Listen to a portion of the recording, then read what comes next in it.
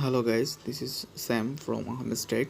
So today I will make a video about how to deactivate your Facebook account or how to delete your Facebook account. So for this you have to first go to your Facebook apps,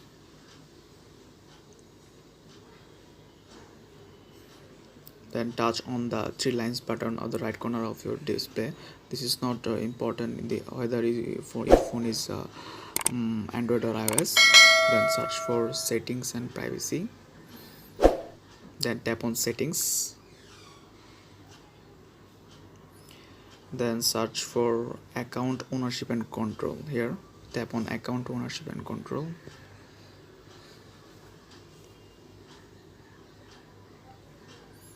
then tap on deactivation and deletion. If you want to deactivate your Facebook account, then choose first one, deactivate account, and if you want to delete your Facebook account permanently, then choose the second one. So I want to deactivate my Facebook account, that's why I select the first one. Then tap on continue to account deactivation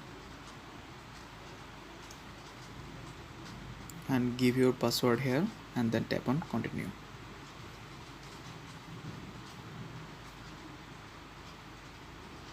That's all about your how to deactivate or delete your Facebook account. Thank you.